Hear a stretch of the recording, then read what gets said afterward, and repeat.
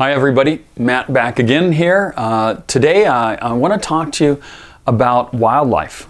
Specifically, I'd like to talk to you about the wildlife you find in Yellowstone National Park. Now, when people think of wildlife in Yellowstone, one of the first species that comes to mind is the bears that live there. Two main species, the black bear, and there's literally thousands of black bears living there in the park. And then its big brother, or big cousin, the grizzly bear. Maybe only 250, maybe 300 of those living in Yellowstone. And what I want to talk to you about is the third species of bear living in Yellowstone National Park. Yeah, this is a lesser known species. I call it the albino pygmy bear. And these are very unique bears. Very unique because you don't find many animals like these that have a unique scent. The albino pygmy bear smells like lavender. Can you imagine that? Yeah, smells like lavender. And what's very unique is that they do not live out in the woods where you find the grizzlies and the black bears. These live in the hotels in Yellowstone. Yeah, if you go into your hotel room in Yellowstone, now you don't have to worry, they don't attack, but where you'll find them oftentimes is hanging out over by the sink. And if you can't find them, just follow your nose. Just look, sniff for that lavender smell, and you will find these little bears residing in your hotel room in Yellowstone National Park. Amazing. Yes, of course, I'm pulling your leg. I'm having fun with you here. I'm actually talking about a little piece of soap. This is a bear soap, if you will, that they give you as a gift if you're staying in one of the hotels there in Yellowstone National Park. Pretty much all the hotels as far as I know. And they're very practical gifts because you can use these for washing your hands, washing your face, or whatever. I always encourage the guests traveling with me that they should hijack this little bear, wrap them up in Kleenex, and take them along home with you. And then you'll find little bears that have been hijacked from the park in various people's homes around the United States now. But I actually adopted this one. I have named him Mr. Bear. Mr. Bear travels with me, and he is sort of my social media companion as I travel. But I thought I'd tell you a little bit about him today because many of you have seen him on my Facebook posts and so forth.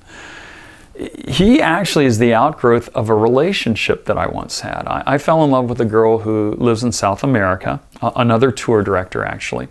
And as we communicated over the thousands of miles back and forth, we sent messages back and forth, private messages back and forth, and I sometimes wanted to put a smile on her face.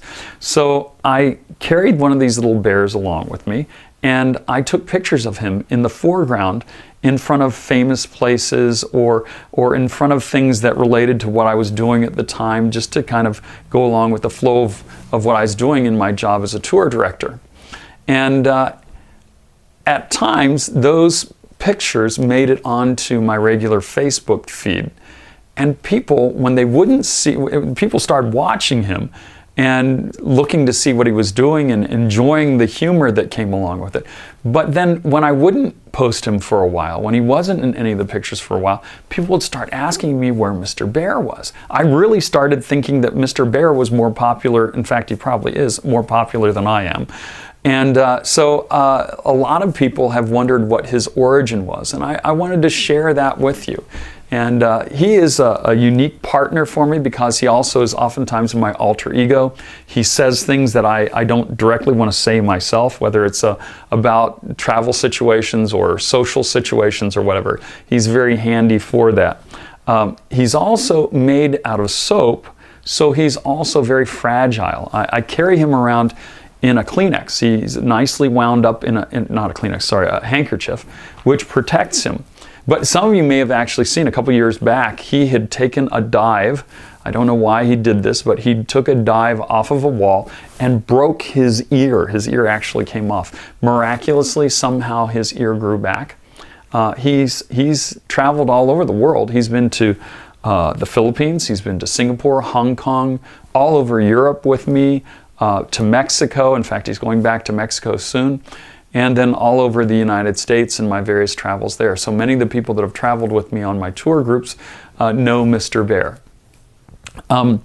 Anyway, I just wanted to share that with you. He is unique in that he is white, and the fact is that he actually looks like he's made out of chocolate. A lot of people think he's made out of white chocolate. And it's been a number of times when a child has been playing with him, and I have to be really, really careful to make sure that that child doesn't take a bite out of him thinking that he is chocolate. It'd be unpleasant for him, it'd be unpleasant for the child. Anyway, that introduces you to Mr. Bear. I also, for my South American fans, call him Señor Osito, Mr. Little Bear. And he will continue to travel with me and continue to show up in my social media posts. If you have questions about him, you can put them here in the comments area.